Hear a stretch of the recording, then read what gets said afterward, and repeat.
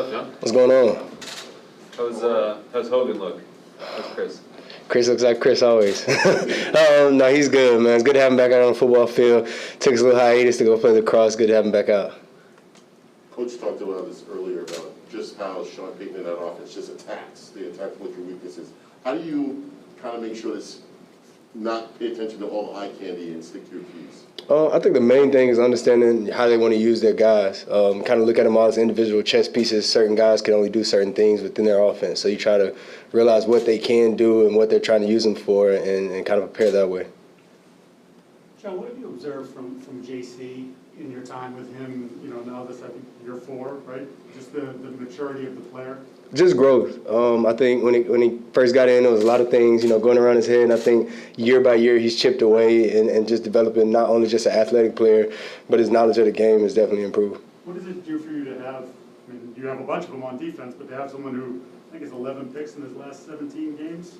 It means so much. I think the teams, when they face us, they know, especially like the previous years, we had him, Gilmore, Devin. Guys, they just knew it was going to be a struggle. And that does a lot, when offenses are coming in, getting their game plan together and where they want to attack us, it makes it hard for them. John, when you go up against a guy like Alvin Kamara, is it all 11 guys to the ball and he has it because he can break tackles with the best of them? Definitely. I think the best comparison I say is James White. A guy like that, you give him any space, they can make a play. So guys like that, you have to key in on them and understand you can't give them a lot of space.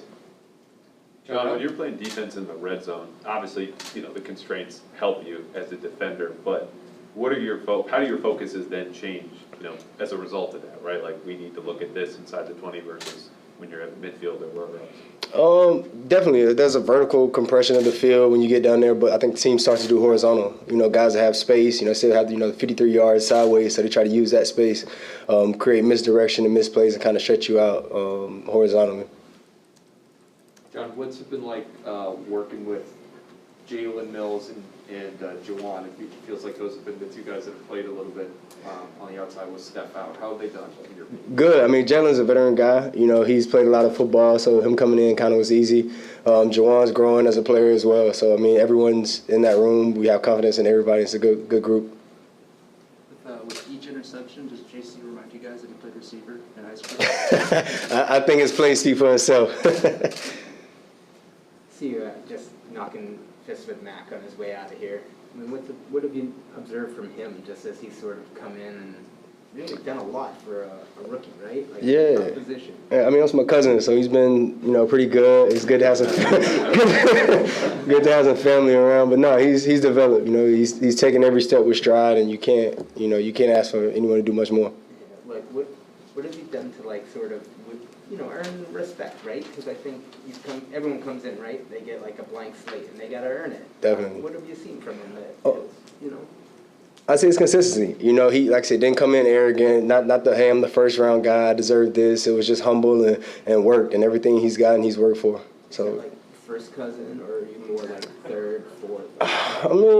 People say we're brothers. So first cousins, but no, he's done a good job. Like I said, just coming in every day, putting his work in and developing. What do you see from him in 2 minutes in practice? Leadership. For a young guy, just having that leadership quality to command, knowing where to put guys, and being able to move at a good pace. Did he seem comfortable from the first few practices being in that situation? Things are spread out. He's got to be quick. He certainly seems like that now, but. Just his natural ability. Whether you make mistakes or not mistakes, I think that's just that leadership of this is how I want it. I'm in charge. You're the quarterback. You run the show, and just to be able to have that poise is a big step. John, last time you guys saw Jameis Winston was a few years ago. Made a big play at the end of the game that night. How different is he now, though, as a quarterback compared to 2017 when you saw him last time? Oh, definitely. I think, Coach Payton's done a good job of helping him correct some of his mistakes. You can see it in his play. He's more meticulous in where he throws the ball and decisions he's made, prior to when he was, in Tampa. He really wasn't, making those decisions and kind of going through all his reads, and he's definitely doing that a little bit more now. Is he as aggressive as he was in Tampa, or has he reined that back a little bit? I still say he has his aggression. He loves to push the ball down the field, so if they haven't handcuffed him and taken that away from him, he still push the ball down the field. But I just think some of his, mistakes that he would have made younger, he doesn't make anymore. John, when the offense has so many different formations like New Orleans does.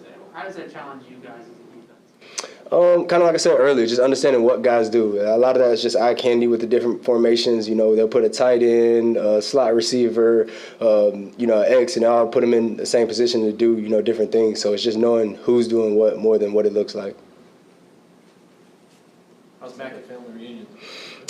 He didn't invite me, so had to get that invitation next year. But good to see you. Appreciate you guys. Thanks, John. Thank you guys.